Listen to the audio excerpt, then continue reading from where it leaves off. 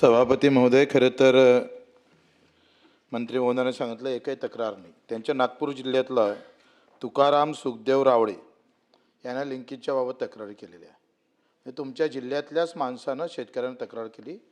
त्याची तक्रार माझ्याकडे आहे, मी तुम्हाला देतो. सभापती महोदय, हे खरं तर हा हंगामापूर्वी केलेली व्यवस्था आपण नीटनेटकी असली पाहिजे.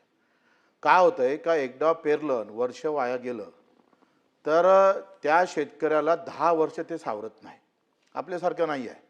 आपल्याला चारही एकूण पैसे येतं. शेतकऱ्याला पैसे कुठून भेटतं? फक्त उत्पादनातून पैसे भेटतं. आणि तो हंगाम गेला का त्याचं आयुष्य जातं. मग अशा अवस्थेमध्ये एकतर पाणी नाही आलं तरी मेला, भाव नाही भेटला तरी मेला, बोगस बियाणं आलं तरी मेला. आणि खताच्या एकंदरीत तुम्ही जे म्हणताय ती वस्तुस्थिती नाही आहे. मी अमरावती जिल्ह्याचा अहवाल तुमच्यासमोर ठेवतो. रासायनिक खत मागणी, पुरवठा आणि विक्रीचा अहवाल माझ्याकडे आहे. 2026 आपलं या 30/6/26चा. युरिया असेल, MOP असेल, संयुक्त खत असेल, आम्हाला एकूण मागणी मंजूर किती आहे तर 1,54,000 टन. आणि आपल्याकडे उपलब्ध साठा किती आहे तर 1,30,000 आहे. 20,000 टनाची कमतरता आजही एकंदरीत सगळ्या खतामध्ये दिसतं. हे माझा नाही आहे, तुमच्याच विभागाने दिलेला अहवाल आहे. कसं आहे का, वस्तुस्थिती हे काय होते, जेव्हा तुटवडा आला, कमी पडलं का ते बियाणं महाग विकण्याची प्रथा आहे.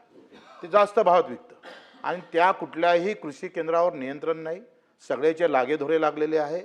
बोगस बियाणं सगळ्यात जास्त कंपन्या गुजरातच्या आहे. बोगस बियाण्याच्या खताच्या हे गुजरातचं सगळे लोक महाराष्ट्राला दिवसाढवळ्या लुटतं, इथल्या शेतकऱ्याला लुटतं. आणि हे बोगस बियाणं एवढं येतं, त्याच्यावर तुम्ही खरं तर ह्या बोगस बियाणं किती आपल्याकडे येतं, किती आलं, किती कारवाई केला, हा आपण सगळा लेखाजोखा आम्ही पटलावर ठेवला पाहिजे. किमान 3 वर्षाचा तरी, का किती बोगस कंपन्या आल्या, कुठल्या होत्या, काय होत्या, ते ठेवा समोर. या त्याच्यावर काय कारवाई झाली. बोगस बियाणं भेटल्यानंतर त्याचा हंगाम गेला ना, हंगाम गेल्यावर पैसे किती दिले आपण, किती तक्रारी प्राप्त झाल्या. मुळात काय झालं, ग्राहक मंचाकडे आपण जातो. ग्राहक मंचाचे आपल्याकडे कुठलेही अध्यक्ष कुठेही नाही आहे. राज्याचा ग्राहक मंच अजूनही तिथं जागा रिक्त आहे, त्याला न्यायच भेटत नाही. मंत्री महोदय, हे आपल्याला माहीत आहे. त्याच्यानं वेगळी व्यवस्था करावं लागेल. काय होतंय का, तुम्ही पंचनामे करत नाही. बरेचदा काय होतंय का, बोगस बियाणं निघालं, खतं बोगस निघाले, किंवा औषधीच्यामुळे काही परिणाम झाले त्या पिकावर चुकीचे. एकतर जय मात्र तुम्ही मला एक सांगा, किती तपासण्या केल्या आपण का, जे खतं आपण दिले किंवा जे बियाणं दिलं किंवा जे औषध दिलं त्याच्यात ते घटक आहे का नाही. दिसतंय ते खतावर, पण प्रत्यक्षात ते मात्रा नसतंच त्याच्यात. हा मोठा कारभार सुरू आहे. तुमच्यासारखे मंत्री असताना आणि ते शिवसेनेचे तळपदार असताना तुम्ही चिरफाड करायला पाहिजे. आतापर्यंत अफजलखानासारखे फाळले पाहिजे होत्या सभापती महोदय.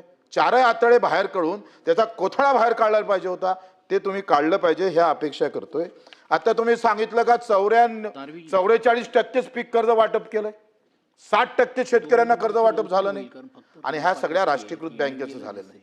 नॅशनलाइज बँक आम्ही पाहतोय तो काय देतोय, घरवाल्याला कर्ज जास्त देतं. ते नॅशनलाइज बँक गाडीवाल्याला कर्ज देतं. पण शेतकऱ्याचं जे काही आम्ही पाहतोय, ज्याची ते उद्दिष्ट आहे, ह्या अजूनही. आता तुम्ही कधी करणार आहे. जुलै संपत आला, पेरणी संपत आली सदाभाऊ.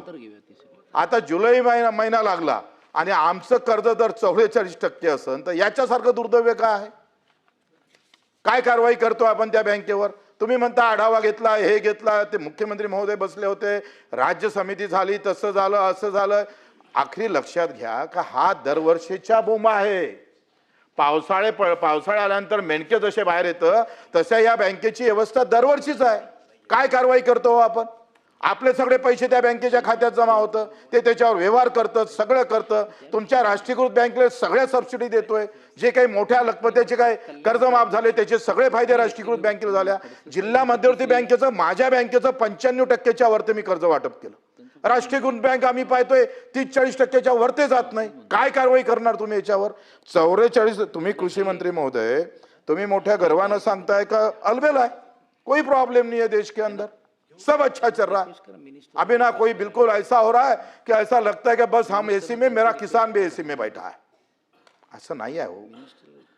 तुम्ही सांगतोय अजूनही आमच्या मुख्यमंत्री महोदयांना बैलजोडी द्यावं लागली शेतकऱ्याला. तो अहवाल ठेवा. बोगस बियाणे 3-4 वर्षामध्ये किती कंपन्या होत्या, काय होत्या, किती कारवाई केली, काय कारवाई झाली, त्यामध्ये सुधारणा, ते काही ग्राहक मंच आहे ते काढून तुम्ही दुसरी काही समिती ठेवता काय, त्याच्यासाठी काही करता येते काय, याचं उत्तर तुमच्याकडून अपेक्षित आहे आम्हाला. आपण उत्तरातच सांगितलं 48 टन, 48 लाख टनाची आपल्याला एकंदरीत आवटण मंजूर आहे. आणि प्रत्यक्षात जर आपण पाहिलं तर 25 लाख टन आपल्याकडे मंजूर म्हणजे एकंदरीत उपलब्ध आहे. त्याच्यातले 17 लाख टन स्वतःच्या पुरवठा आपला झाला, बाकीचं अजूनही. त्याच्यातच तुमच्या उत्तरामध्ये हे प्रॉब्लेम आहे. आम्ही आमदार असताना तुम्हाला माहित आहे आपण आढावा बैठक घेतो, अलबिल राहतं. म्हणून माझ्याकडून अपेक्षा काय आहे का तुम्ही जे काही सांगता हा लक्षवेधीचा आशयच नाही आहे. तुम्ही लक्षवेधी पूर्ण वाचा. त्या लक्षवेधीमध्ये सगळ्या गोष्टी आलेल्या आहेत. तुम्ही नानोचं सांगून आम्हाला गुंडाळण्याचा प्रयत्न करत असाल तर हे बरोबर नाही. कारण ह्या लक्षवेधीमध्ये तुम्ही वाचले असेल सभापती महोदय का यामध्ये सगळ्या गोष्टी घेतलेल्या आहेत. त्याच्यानं आपल्याकडून अपेक्षा आहे का एक तर भाव किती वाढले तुम्ही सांगतोय मंत्री महोदय. भाव काय होते 2015 मध्ये आपण DAPचं 50 किलोचं पोतं 500 रुपयात घ्यायचं, आता 1900 रुपये झालं. 100% वरते वाढ आहे ना साहेब. शेतीमालाचे भाव पडले, खताचे भाव वाढले. आणि मी नेहमी सांगतोय का रासायनिक खतं एका इकडे तुम्ही सांगताय सेंद्रिय शेती करा, निसर्ग शेती करा, आणि रासायनिक खताला सबसिडी देतोय. मी तर पहिलेपासून म्हणतोय शेणखताला सबसिडी द्या ना. आमची गोमाता आहे वाचन, शेतकरी सुखावेल आणि विषमुक्त शेती भेटेल, आम्हाला पिकं भेटेल. या सगळ्याबाबत कृषी मंत्री म्हणून तुमच्या भूमिका काय, त्या दिलासा देणाऱ्या महाराष्ट्रातला शेतकरी या लक्षवेधीकडे लक्ष वेधून आहे का बा ह्या खताबाबत तुटवडा होणार नाही, लिंकिंग होणार नाही, जास्त भावानं मला बियाणं भेटणार नाही, बोगस बियाणं आलं तर जयस्वाल जे आहे कापून टाकन त्याला. ह्या भूमिका तिथं स्पष्ट झाल्या पाहिजे. मंत्री महोदय.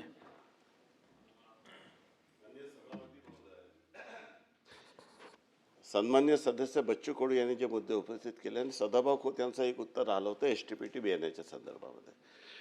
पहिले मी सदाभाऊ खोतचा एक प्रश्न अनुत्तरित राहिला त्याचं उत्तर देतो की STPT बियाण्याच्या संदर्भामध्ये तो विषय केंद्रीय पर्यावरण मंत्र्यांकडे अजून त्यांची अनुमती प्राप्त नाही, त्यामुळे राज्य सरकारने त्याला अलाव केलेलं नाही आहे आणि देशातील कुठल्या राज्यामध्ये ते अलाव नाही आहे.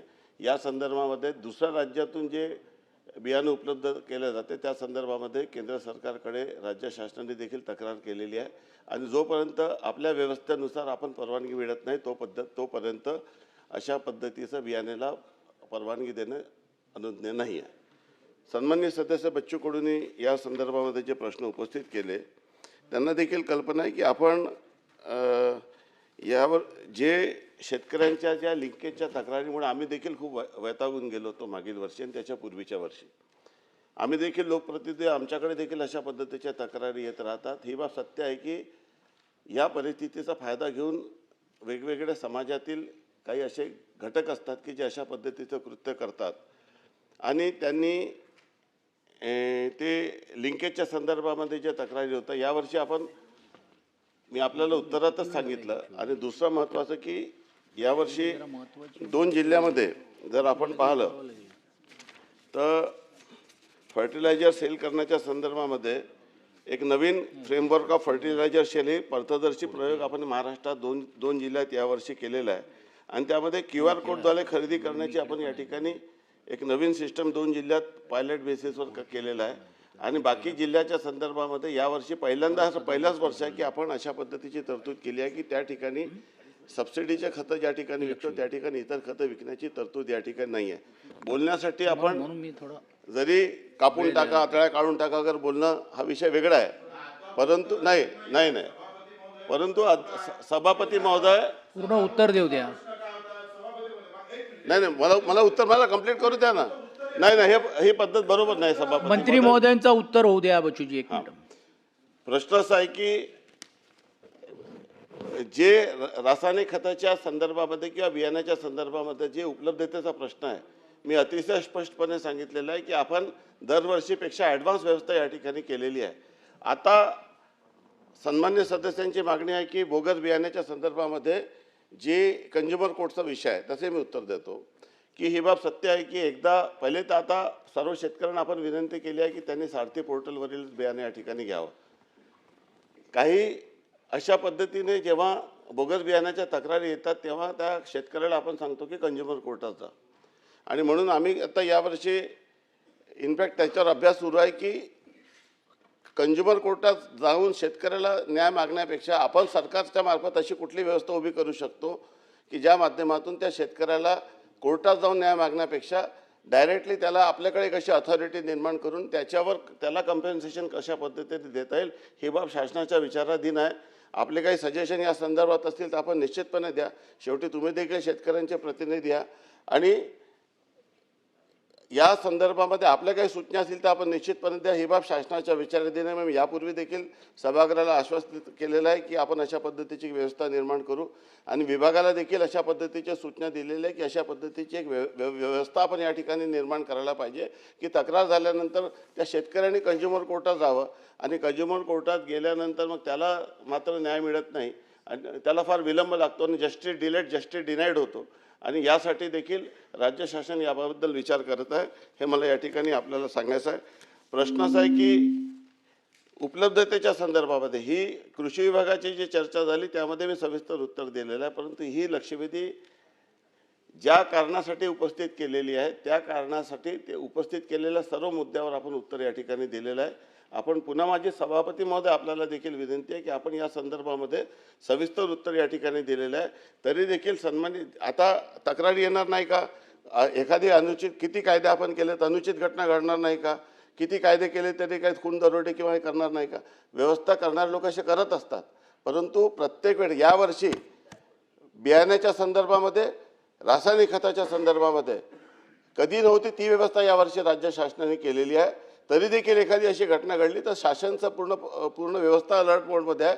लोकप्रतिनिधी आहे महाराष्ट्राचे सर्व. आपण कुठली तक्रार द्यावी तर शासनाच्या स्तरावर आम्ही या ठिकाणी उपलब्ध आहोत. लगेच आपल्या तक्रारीची दखल घेऊन योग्य ती कारवाई करण्यात येईल. संजय खोडके. मध्ये आपण आत्ता